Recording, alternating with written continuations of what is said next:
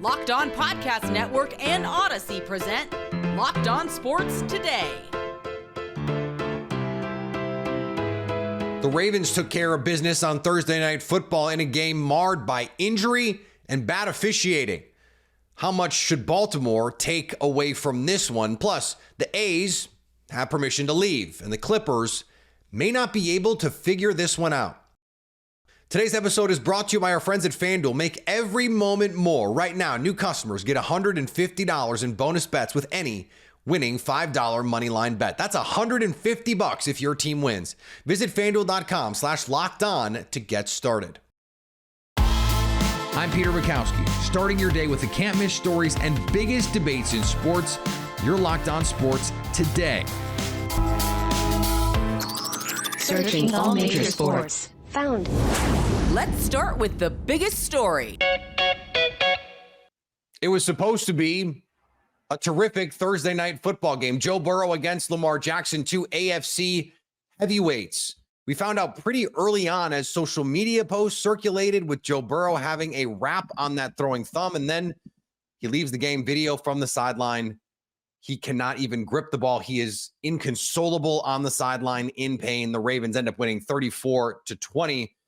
Kevin Ostreicher from Locked On Ravens joins me now. And Kevin, I don't mean to downplay what the Ravens did in this one, but injuries and officiating end up being the big story in this game. Unfortunately, that's just the product that we were given in this one. Yeah, I think, Peter, the Ravens did what they were supposed to do, which, Jake Browning comes in the game. You get a little nervous because Joe Burrow kind of walked that defense down the field on that touchdown drive. But the Ravens, with Jake Browning in the game, they blitzed them, they confused them. And on the offensive side of the ball, even though Lamar did go down with the ankle, comes back in the game, toughs it out. We're waiting to hear currently on Mark Andrews. Odell goes down late. But I kind of looked up and the Ravens had 33 points. And I'm like, oh, okay, when did this happen? Because Gus Edwards continued his strong season. Keaton Mitchell did his thing as well. The key with the Ravens is them not, one, blowing fourth quarter leads, and two, them not having these self-inflicted mistakes. Baltimore did neither in this game. And yes, Joe Burrow going out was a factor. The officiating for both sides, honestly. The Ravens had some calls go against them. The Bengals obviously did as well. That was a factor too.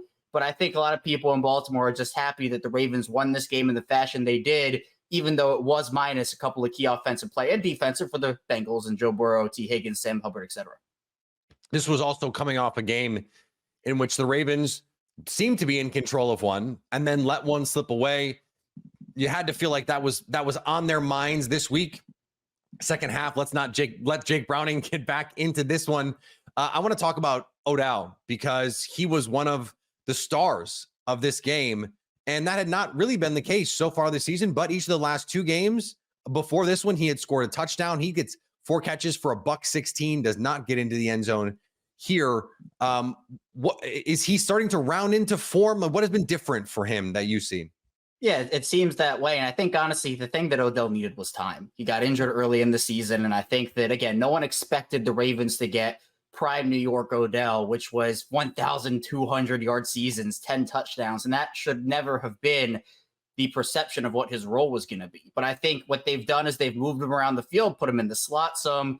And with that, he's just gotten healthy. I mean, him and Rashad Bateman both missed some time, and there was a lot of discourse about, well, is Odell washed? Is Rashad Bateman a bust? But now you have those guys. They're both great alongside Zay Flowers. All three of those guys are exceptional route runners. And we've seen that the weeks that have gone on, Odell has gotten stronger. He's gotten more confident. He's gotten better. I think the touchdown that he got off his back, that was a big one for him to be able to score and just have all that emotion be let out. Now he can go out there, play football, not force it. But I don't think he was necessarily forced into the point where it became an issue. The other part of it is Odell didn't have a lot of time with Lamar because Lamar didn't play in the preseason. Odell didn't play in the preseason. This was a new offensive system too. So I think the key to this Ravens offense was always, can they hit their stride in October, November, and then hit their peak when you start playing playoff football in January, February. They're on their way right now, so a bit inconsistent, but this was a great step. And Odell going over 100 for the first time since 2021 was a great moment for him and another milestone for him coming back from that injury. Understanding that Joe Burrow did not play for a portion of this game, but after last week and what happened with the Browns in the second half and the Ravens defense, which had been phenomenal for much of the first half of this season, does this at least feel like a step for you that they can, okay, we're still us even after what happened a week ago?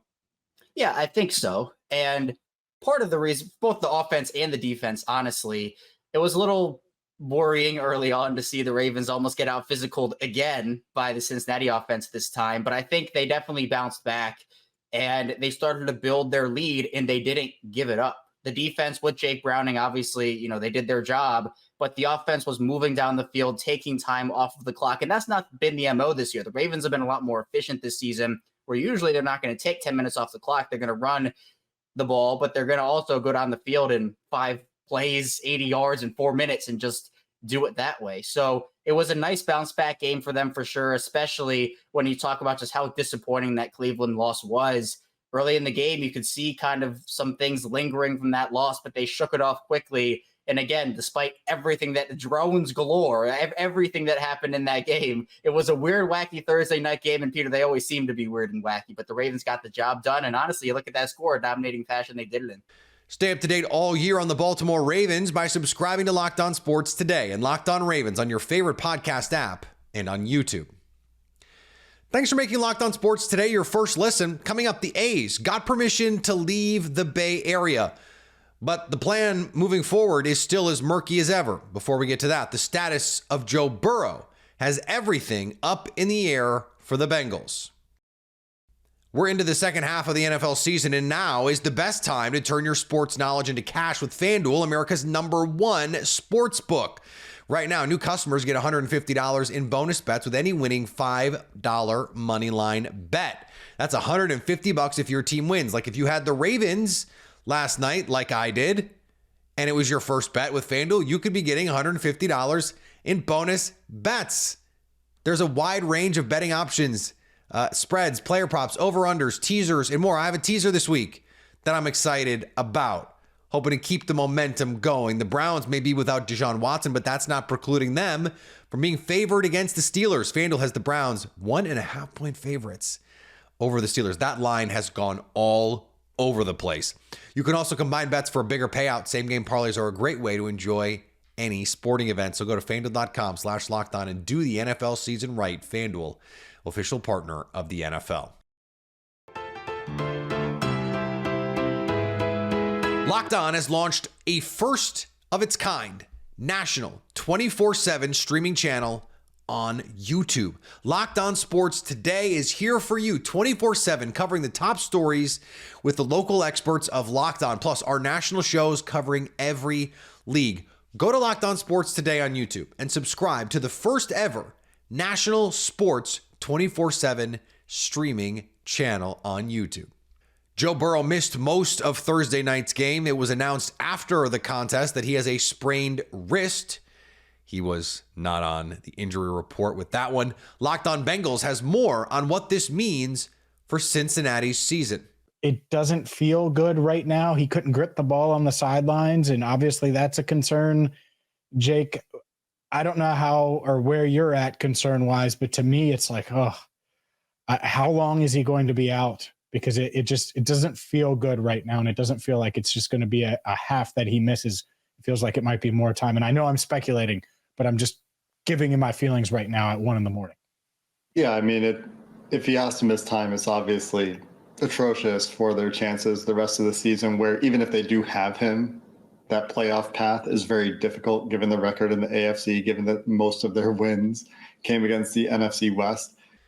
Michigan and coach Jim Harbaugh have agreed to the Big Ten's 3-game suspension of the Wolverines coach, the school announced Thursday, which means Harbaugh will not coach Saturday at Maryland or, and perhaps most importantly, in the regular season finale against Ohio State. That game, usually a big deal. According to the statement, the Big Ten agreed to close its investigation, which means there won't be a hearing Friday morning as was planned, and the case has been dismissed. The Big Ten also released a statement Thursday saying that Michigan withdrew its legal challenge as well. Attorneys representing Michigan and Harbaugh had initially filed a motion asking for an emergency temporary restraining order along with a breach of contract complaint.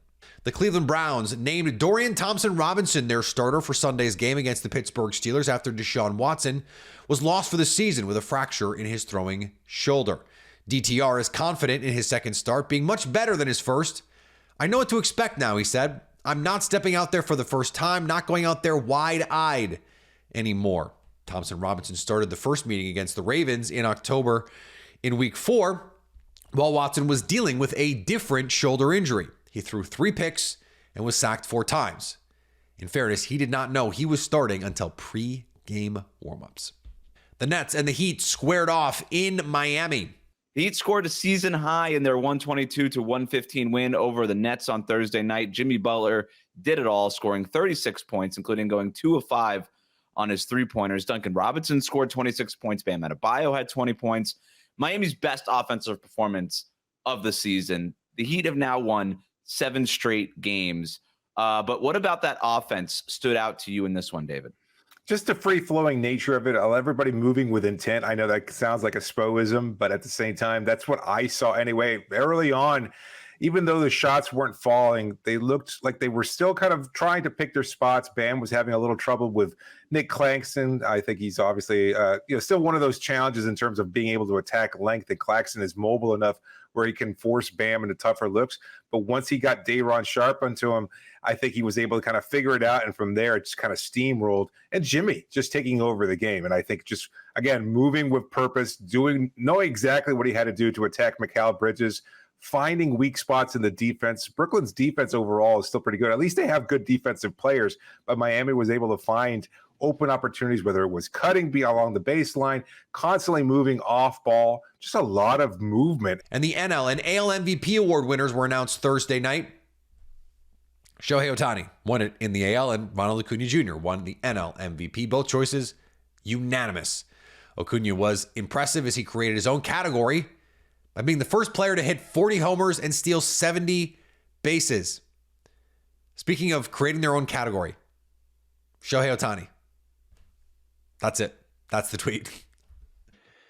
The Oakland Athletics will soon be the Las Vegas, maybe Athletics. A unanimous decision by ownership groups around Major League Baseball. And the big question is now what? Wayne Coy from Locked On Athletics joins me now to help answer that question and a lot more, because really this was, Wayne, a foregone conclusion, I think, for a lot of people. Yeah. And then it's like, okay, then what is the plan? So what is the plan now? Because there are questions about stadiums and homes and all that stuff right now. Yeah. Well, first of all, I think that the fact that the vote was unanimous, if that doesn't tell you what we already figured, which is that basically the PR nightmare that has been this whole thing, they wanted it to end. So the conversation is, look, you might have issues, you might have stuff that is still bothering you about this whole situation, but we need it to end. So everybody jump in line and let's go in lockstep, show solidarity. And MLB is pretty good at that. So they did. And that's where it's at. But I don't really think it changes much at all, truthfully. So this is not going to happen right away. What are the next steps here? Well, if you just take what kind of filtered through today, it's that, yes, they have a lease for next year. Don't know where they're going to play 25, 26, 27. And the analogy that I've been using, it's like your cousin Freddie, who doesn't really have a place to live. So he's on your couch for a couple of weeks, and then he's on her couch for a couple of weeks. And that, hey, by the way, do you have anything for dinner while I'm here? And that's really what it is. It's a nomadic thing. And I can't see players being into that. I know the fans aren't going to be into it. So honestly, what I project is that there will be an extension of the lease in Oakland, but I think that's going to come at a cost. What that cost will be, we'll have to wait and see. I know that Mayor Tao did say that she wanted the A's to guarantee, well, one, that MLB would give them an expansion team, and two, that the name A's or Athletics stays behind, as do the team colors and all the intellectual property. John Fisher has already announced that it's the A's that are moving to Vegas as far as he's concerned. So I think that's off the table, but definitely not an expansion team. I think that's still a conversation. And you got a rabid fan base there. They're about as loyal and boisterous as you're ever going to find in the sport. And they've supported that team when it's deserved to be supported. Let me throw that in, for 55 years. But this has been a very abusive relationship, Pete. It's been kind of like, you keep getting threatened over and over again that somebody's going to smack you around, and you start to duck after a while. Well, there's a reason why the fans haven't shown up. You've doubled the price of season tickets. You've stripped the team down to the studs, where what's on the field is basically, for all intents and purposes, a AA or AAA team. And you expect that to be taken any way other than, oh, those people in Oakland, they don't support their team. They don't show up. Look at all the empty seats. Well, that's what they wanted it to look like. And so this has played out exactly as the way Fishers wanted it to. But I will tell you, there are still some speed bumps in the way. And until I see shovels in the ground, I don't believe it yet. Well, and you mentioned some of the speed bumps. The Nevada's teachers union is fighting the $380 million in public funding that is set to go toward this new $1.5 million or billion dollar, excuse me, 1.5 million to be over. They'd have built it by now. And let's be honest, Wayne, it's not going to be $1.5 billion. It never is. There's always cost overruns. By the time they finish it, it'll be closer to $2 billion, and on the hook will be the Nevada taxpayers. We know that that's how this works. It's how that always works. But I want to ask you one thing that you mentioned, because you talked about the fans and their loyalty, and they've supported this team when they have deserved to be supported. Well, so now you've got borrowed time here, 2028. There is a set date here. How do you think fans are going to respond for the next couple years? Well, if you're going to take opening day as any sort of example of what to expect, the place is going to be packed. That parking lot, opening day 2024, is going to be full. The stadium will be empty because the fans are going to stay in the parking lot. They're going to tailgate their butts off and boycott, not a reverse boycott, but a real boycott of opening day baseball. And it's only going to get worse from there. Just so get ready for that. Stay up to date on all the drama surrounding the Oakland A's by subscribing to Locked On Sports today and Locked On A's on your favorite podcast app and on YouTube. And yes, it will still be Locked On A's when they go to Vegas. Coming up, it doesn't seem like the Clippers can figure this out. The Clippers traded for James Harden and have promptly lost every game since. Locked On NBA host John Corrales and Jake Madison do not see them fighting this out. The real thing is that they still haven't figured each other out, and it is a work in progress, but their work in progress hasn't won a damn thing yet. 0-5 with Harden, 0-6 since the trade, and down the stretch, they were up. They had it with 5 minutes to go. They're up by 5. Westbrook comes out. Harden comes in. They're outscored 19-9 the rest of the way, including a 7-0 run. The Clippers, I don't know when they're going to figure this out, how they're going to figure this out. It's a mess. It's a mess. They're eventually going to need to put Westbrook on the bench, which is going to negate all of the good. And he'd found kind of the right role for them earlier on in the season. And then this trade just threw everything off that they do well and just threw them all out of whack. And now you're basically kind of building everything from the ground up, it feels like. I think a lot of us kind of saw this kind of thing happening. Dude, everyone saw this. Everyone saw this. I was about to make a joke of who could have seen this coming? And the answer is everyone. Everyone saw this coming. This was always a move of desperation. Trading for James Harden was an admission from the organization that the team they had was not good enough. And, of course, Steve Ballmer's trying to sell some tickets. They've got a new arena that they're trying to open up. And we don't know the future of Paul George and Kawhi Leonard. James Harden is a superstar in reputation at the very least. So you can sell tickets with James Harden. You have the glitz and the glamour of LA with James Harden. He gives you something that's not always manifesting on the court, for good and for ill, by the way. And they knew that when they made this trade. They were desperate. They can still get better, but even the best version of this team, I don't think has any chance to beat Phoenix at their best or Denver at their best. Here's the thing, though. We know in the NBA, it rarely plays out the way we think. And so maybe Denver won't be at their best. Maybe Phoenix won't be at their best. And then you make a trade for moments like that. And finally, lots of people spend more than 4 years in college. Some even spend 8 years. Few, if any, play collegiate sports for 8 years. Seth Towns is one of those few. Howard coach Kenny Blakeney announced on Tuesday that the NCAA had cleared Towns to play for Howard this year. Towns began playing collegiate basketball for Harvard in, get this, 2016. He played 2 years and then missed the next 2 with multiple knee injuries. He then transferred to Ohio State as a grad transfer and played 25 games for the Buckeyes. A back injury kept him out of the following year, and then he sat out 2022. Now that he is cleared for Howard, Towns will get the Ivy League, Power 5, and HBCU college experiences. Just makes me think of David Spade's quote from the movie Tommy Boy. Yes, lots of people go to college for 8 years. They're called doctors. Locked On has launched the first ever national sports 24/7 streaming channel on YouTube. Locked On Sports Today is here for you 24/7, covering the top sports stories of the day and local experts on Locked On, plus our national show covering every league. Go to Locked On Sports Today on YouTube and subscribe to the first ever national sports 24/7 streaming channel. Coming up on the next Locked On Sports Today, who's already out of the playoff picture in the NFL. So at least until tomorrow, stay locked on sports today. Locked On Podcast Network and Odyssey present Locked On Sports Today.